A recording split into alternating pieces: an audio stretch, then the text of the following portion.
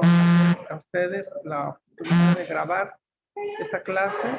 El día de hoy vamos a ver el tema de neuroinfecciones y comenzamos.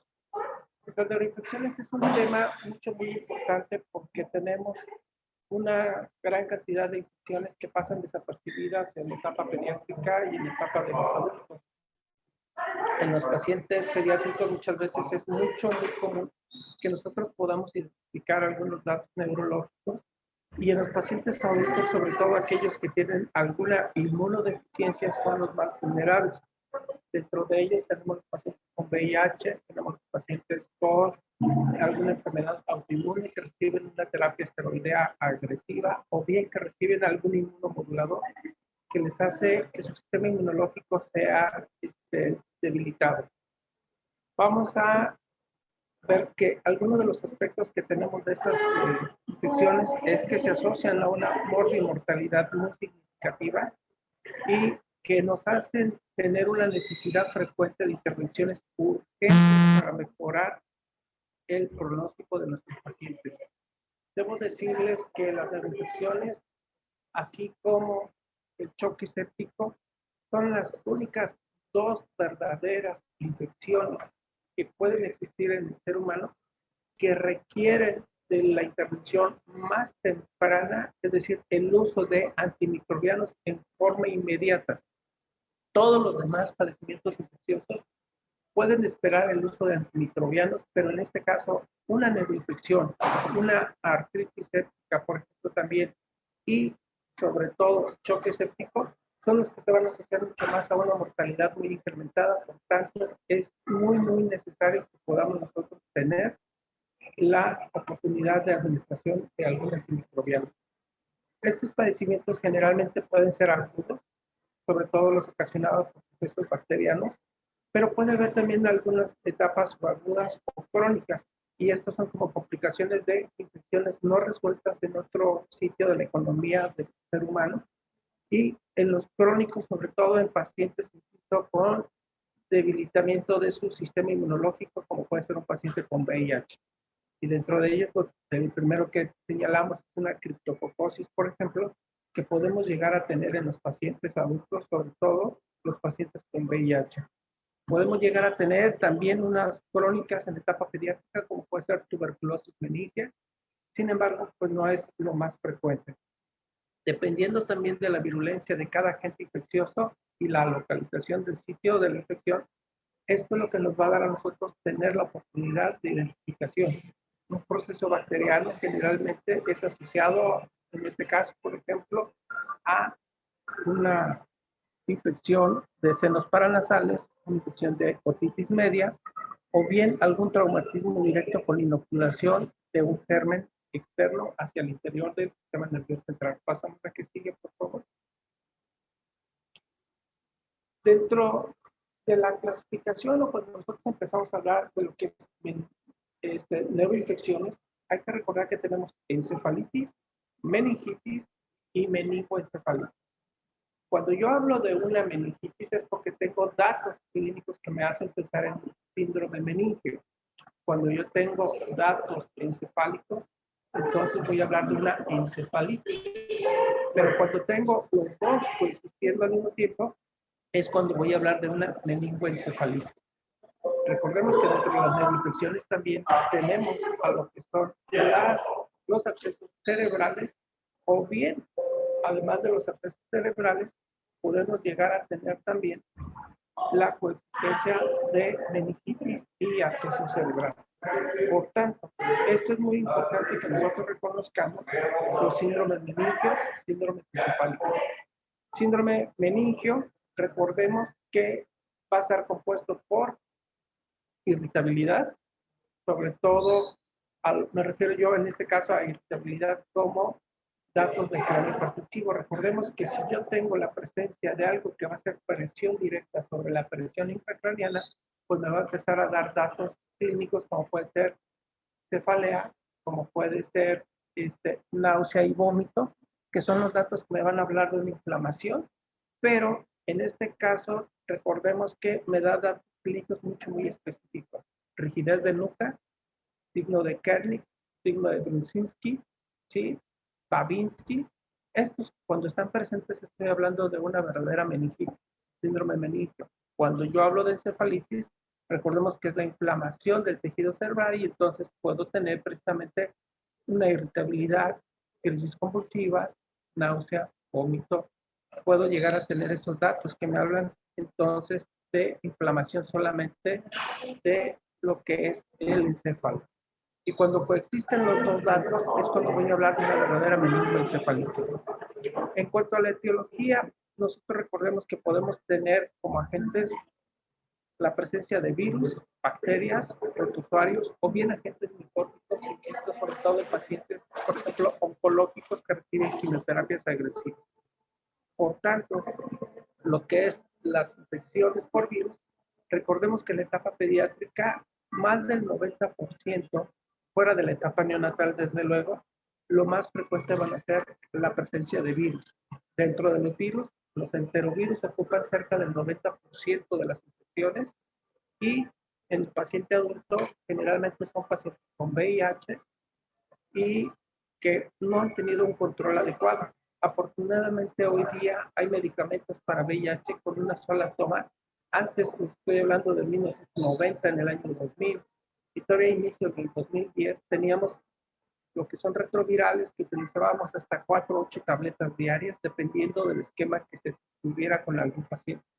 Hoy, afortunadamente, muchos de estos pacientes de VIH son como pacientes diabéticos que pueden estar bien controlados únicamente con tratamiento de una tableta al día, con menos eventos adversos asociados a la medicación.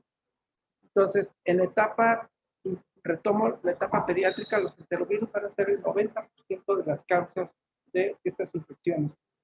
Y en lo que es el virus herpes simple, recordemos que herpes simple tipo 1 y 2 son los que nos pueden dar una verdadera encefalitis y son los virus que son de los pocos que reciben un tratamiento específico y por tanto siempre estaremos obligados a la búsqueda de un virus, sobre todo herpes tipo 1 y 2.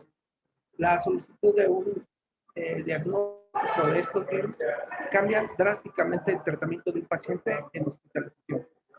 La presencia de bacterias, recordemos que tenemos las enfermedades prevenibles por vacuna, dentro de ellas neumococo es el agente etiológico más frecuente que vamos a encontrar.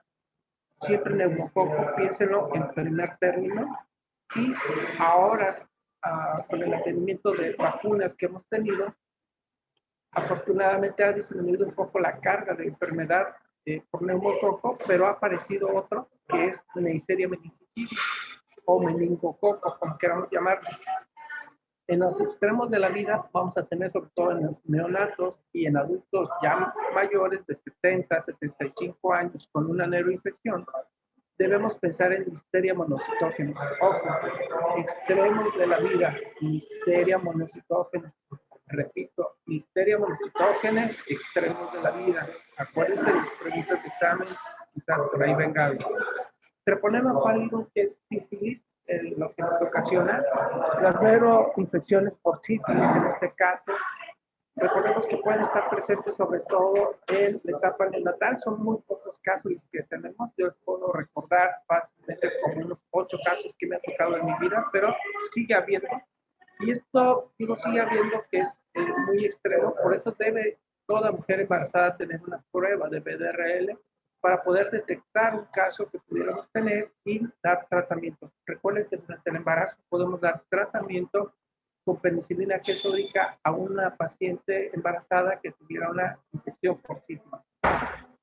Dentro de esto, vamos a tener entonces también que puede haber algunas infeccias o bien algunos otros agentes menos comunes, como pudiera ser, por ejemplo, una borrelia buctorférica. Dentro de los protozoarios, ya les he comentado que tenemos casos de, pueden ser ya cada vez muy, muy raros, excepcionales. Podemos llegar a tener nosotros amibiasis cerebral. Dentro de ellas, las amibas que vamos a encontrar, esto es de pacientes que acuden, por ejemplo, a nadar en alguna pileta o bien que pueden estar en las aguas termales que se ponen a nadar, lejos de disfrutar el agua, se ponen a nadar y pueden ingerir algunas amibas que nosotros llamamos amibas de vida libre. Esas amibas de vida libre como la Escherichia o bien las que aquí estamos observando nosotros son muy poco frecuentes. Los agentes micóticos, en este caso como criptococos o coccidioides, estos sobre todo nosotros los vamos a encontrar en, insisto, pacientes inmunocomprometidos como VIH. Pasamos la que sigue, de favor. Ok. En la encefalitis, bueno, decía yo, podemos tener los datos clínicos de fiebre, cefalea y alteración del... Generalmente aquí, recuerden ustedes una cosa muy importante. Crisis convulsiva y fiebre, siempre en todo paciente, la edad que tenga, estamos obligados a descartar. Entonces, siempre esta presentación clínica de fiebre y crisis convulsiva implica que todo paciente pueda tener una función lumbar. Sin embargo, tomen muy en cuenta lo que son los datos que nosotros vamos a considerar dentro de estos, así como la fiebre y las crisis convulsivas, una entidad que conocemos como crisis convulsivas febriles. Las crisis convulsivas febriles generalmente son ocasionadas o son producidas en los pacientes entre los 6 meses y 6 años de edad. 6 meses a 6 años de edad, repito, es en los que podemos encontrar. Difícilmente lo vamos a encontrar en un paciente adulto. Entonces, solamente es la única consideración que debemos hacer y esto va a depender mucho del estado general del paciente. La otra que vamos a ver son las alteraciones de conducta, sobre todo en encefalitis. Hay afectación de los virus neurotropos, que es una de las teorías de cómo llega generalmente el virus herpes a el lóbulo frontal y temporal. Generalmente allí es donde tenemos muchos datos que pueden hacer lo que es una neuroinfección. Y sobre todo, insisto, en el lóbulo frontal existe algo que se llama síndrome del lóbulo frontal, donde los pacientes tienen una desinhibición. Y les comparto, por ejemplo, en las salas de psicología, muchos de los pacientes, sobre todo niños o niñas que llegan a ser afectados, pierden toda inhibición, el pudor.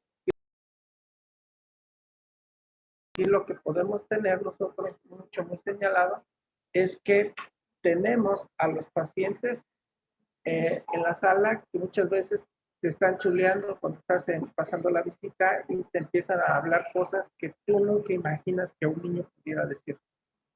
Ahora bien, generalmente, insisto yo, que las encefalitis pueden tener una etiología viral. Dentro de ellas, insisto y repito, enterovirus son los más frecuentes, pero el único virus que tiene tratamiento y que estamos siempre obligados a buscar y descartar es herpes. Entonces, en un paciente con una neuroinfección, en este caso encefalitis, que sospechemos que sea ocasionada por un virus como herpes, siempre tendremos que iniciar tratamiento con la ciclovir. Si yo inicio tratamiento con la ciclovir en este paciente, en cuanto tenga un PCR que me lo reporte negativo, suspendo terapia, pero por guía siempre debo de iniciar el tratamiento para esto. En los adolescentes, lo que es rubeola puede ser el más frecuente en esta etapa, inclusive parotiditis. Parotiditis son de los que más llega a ver, y cuando tenemos varicela, pues obviamente el cuadro clínico previo de varicela nos va a hablar de que pudiéramos tener.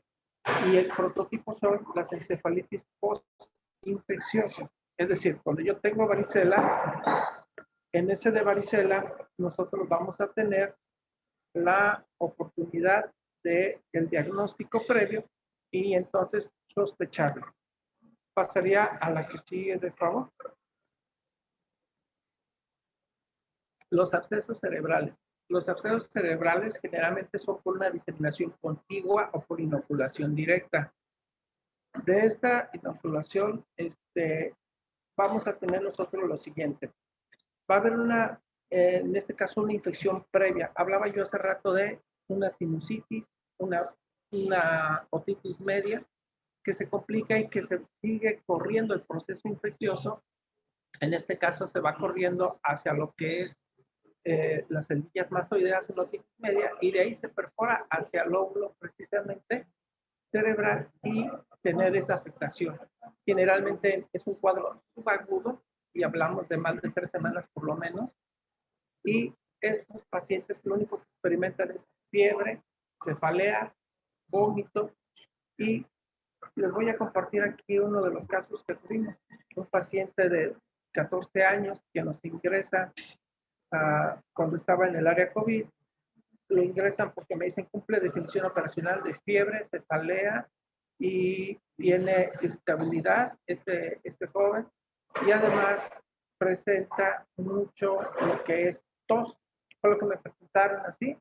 Lo suben por COVID, lo reviso en el área y en el área lo único que encuentro es cefalea, vómito y fiebre persistente de más de 3 semanas, lo cual alejaba de la definición operacional y desde luego con el antecedente de un cuadro de otitis media tratado parcialmente. En él la sospecha inmediata fue de un absceso cerebral por la evolución de más de 3 semanas. Pedimos tomografía y efectivamente teníamos un absceso cerebral. La diseminación hematógena, esa puede pasar sobre todo en aquellos pacientes que tienen una verdadera bacteremia por neumococo, bacterias ocultas, que son más de la etapa pediátrica, y generalmente estos pueden ser los menos frecuentes, pero sí se llegan a dar. La otra es por un traumatismo craneoencefálico directo o por una cirugía que tengan que requerir la manipulación de lo que es el área precisamente del tejido cerebral. Entonces, en absceso cerebral, nosotros nunca olvidemos tener cefalea, fiebre, náuseas, vómitos y signos neurológicos focales. Generalmente puede haber una crisis convulsiva que está muy focalizada y eso nos va a orientar a nosotros en lo que tenemos. Pasando a la que sigue, de favor. Entonces, nosotros tenemos un líquido cefalorraquídeo. En el líquido cefalorraquídeo que nosotros vamos a estudiar, siempre tenemos que saber qué es lo que le vamos a revisar y lo primordial para ustedes en su formación como médicos es saber lo normal. En este momento no es mi mayor interés que ustedes sepan cuál es el líquido que nos pueda hablar de una meningitis bacteriana. No quiero que me hablen tampoco ahorita de que es una meningitis tuberculosa, es una meningitis de otro tipo. Lo que me interesa es que puedan identificar primero este líquido cefalorraquídeo es anormal. Por lo tanto, tengo que saber qué es lo normal. Y dentro de lo normal, lo que me interesa mucho es que ustedes puedan aprender y que sepan cuál es un líquido y qué le voy a estudiar. Hay 4 parámetros de un líquido cefalorraquídeo que me interesa mucho que ustedes sepan. Aspecto, celularidad, proteínas y glucosa. Todo lo demás que lean, que pueda venir, está bien si se lo saben, pero es obligado que todos me sepan decir que el aspecto de un líquido cefalorraquídeo normal es incoloro o de agua de roca. Que me sepan decir que la celularidad puede ser hasta 10 células las que puedo tener como normales. Que me sepan decir que las proteínas pueden variar entre 15 y 45 y que la glucosa va de 50% hasta un 75% de lo que es la glucosa o glicemia que vamos a tener, es decir, glucosa en sangre. Esto es muy importante que no lo pierdan de vista, porque es lo que más olvidan cuando hacen un líquido cefalorraquídeo. Todo el mundo funciona, pero no sabe cómo estaba su glicemia central. Y no es válido tampoco que me digan que un destrófilo tenía tanto. Eso no es lo más frecuente. Entonces, por favor, recuerden mucho líquido cefalorraquídeo, 4 aspectos. Aspecto, células, proteínas y glucosa. Eso es lo que deben saber. Todo lo que esté lejos o fuera de estos rangos que estamos hablando, van a identificarlo como alterado y entonces ya podrán ir a buscar en sus tablas si corresponde a un proceso bacteriano, viral, micótico o de origen fímico, es decir, con una tuberculosis. Esto es muy importante que nosotros lo podamos entonces considerar. Por favor, se los pido mucho que lo entendamos. Pasamos a lo que sigue. Ahora, los líquidos cefalorraquídeos, si bien es cierto, recuerden ustedes que en general estos datos que yo he dado son los que quiero que aprendan, pero en la etapa neonatal, es decir, recién nacidos hasta los 29 días de vida, va a variar mucho de acuerdo a la edad gestacional y va a variar de acuerdo al peso que tenga el recién nacido. Entonces, ahora bien, ¿qué hallazgos voy a tener en un líquido cefalorraquídeo? Yo les decía aquí, me interesa que esta tabla solamente la tengan como referencia, que sepan lo normal, no esta tabla. Obviamente hay que darnos cuenta de que si yo tengo una infección viral, puedo tener un predominio mononuclear. Sin embargo, cuando tengo infecciones bacterianas, al inicio también puede haber una alteración mononuclear. Por tanto, no me interesa, insisto mucho, que se aprendan esta tabla, sí tenganla como referencia, pero sepan que cuando yo tengo la presencia de bacterias, por supuesto que la celularidad va a estar muy incrementada. Ese es un tip. Los virus no te van a elevar la celularidad, las bacterias sí, y te lo van a elevar de una forma muy importante. En cuanto a lo que son el predominio de la celularidad, pues obviamente lo va a ser con neutrófilos, lo que vamos a tener de predominio. En tuberculosis, el tip clásico que les puedo transmitir, y quédense con esto, no con lo que ven en la diapositiva, es que cuando les reporten proteínas por arriba de 1000, proteínas por arriba de 1000 o por arriba de 1 gramo, piensen en tuberculosis. Cuando vemos criptococo, siempre piensen en la presencia o predominio de mononucleares. Esto siempre en la celularidad, la diferencial, la presencia de mononucleares es lo que les va a hacer pensar, y desde luego para pensar en cripto debe haber una comorbilidad. Dentro de la comorbilidad, ¿cuál es la que vamos a tener principalmente? VIH. ¿Sí? Ustedes ahorita han escuchado, quizás van a ver que estamos hablando de una sindemia. Sindemia ya se le está llamando ahora a lo que estamos viendo de COVID y de influenza. Cuando nosotros hablamos de sindemia, estamos hablando de la presencia de una enfermedad preexistente, diabetes, hipertensión, obesidad, y que se va a potencializar con una enfermedad ocasionada por un agente, en este caso virus SARS-CoV-2. Virus SARS-CoV-2 va a potencializar junto con esta comorbilidad, y eso hace que sea mucho más agresivo. A eso es a lo que hoy día llamaremos en lo sucesivo sindemia. Lo van a escuchar mucho porque salió un algoritmo de sindemia, influenza, COVID. Hemos escuchado ya reportes de pacientes con influenza y COVID positivos y que no les ha ido del todo bien. Pasamos a la que sigue, por favor.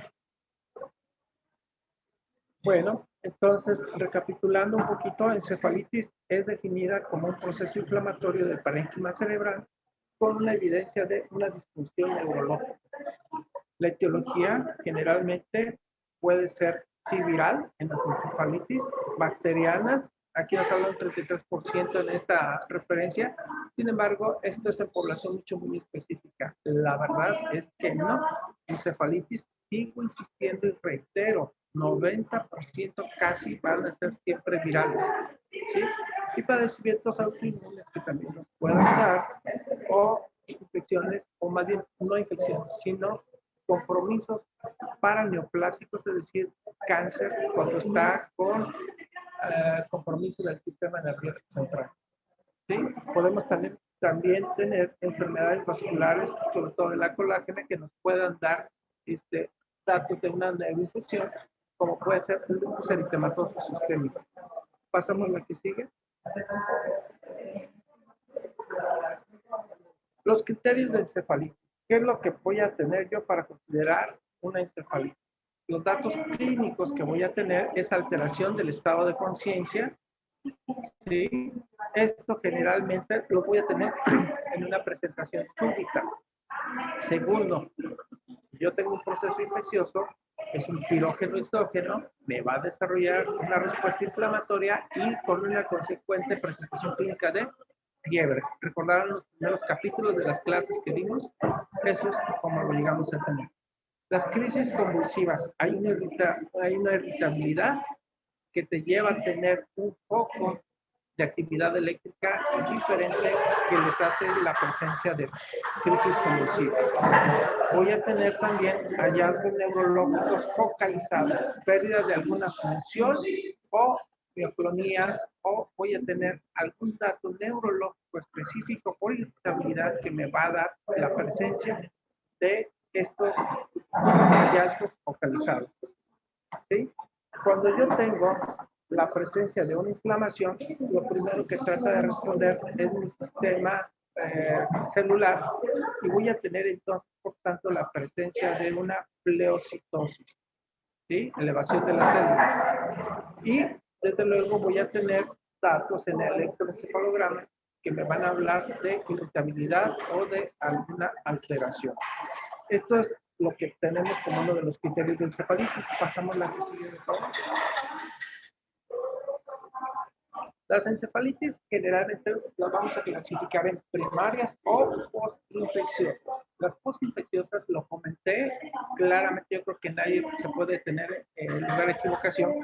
Generalmente son los casos, por ejemplo, que tenemos en los pacientes que les dio varicela y que sabemos que entre el séptimo y noveno día habitualmente de que les da varicela, que aparece todo ese exantema que presenta varicela, los pacientes pueden tener primero una ataxia cerebelosa.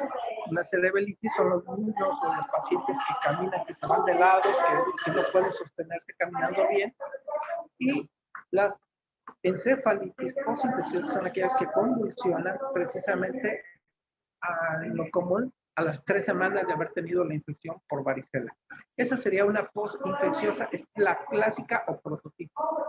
La otra son las primarias, y es cuando la encefalitis es la mayor manifestación y que es causada directamente por la inflamación o replicación de un virus en el parénquima cerebral. ¿Sí? Las manifestaciones son mediadas inmunológicamente casi siempre. Una de las situaciones con las que nos toca ver y platicar mucho con los neurólogos siempre es que nos hablan ellos de la presencia de una encefalitis autoinmune, y a todos les quieren poner gamma-globulina, esteroides, etc. En las verdaderas encefalitis virales no hay necesidad de utilizar esteroides, no lo hay. Sin embargo, es una discusión muy importante que llegamos a tener con los neurólogos, y generalmente ellos insisten mucho en el uso de inmunomoduladores porque difieren de nosotros en ese aspecto y señalan que todas son autoinmunes. No lo son todas, hay anticuerpos anti-NDMA que nosotros solicitamos para saber si hay algún paciente que haya hecho una verdadera encefalitis autoinmune. Bien, con esta diapositiva voy a terminar la primera parte de esta charla. Terminaremos la grabación, seguramente nos quedarán 3-5 minutos solamente. Si hubiera alguna duda ahorita, y terminaré en una segunda sesión que abriremos la charla. Por parte de ustedes, ¿existe alguna pregunta hasta el momento? Nos queda 1 minuto.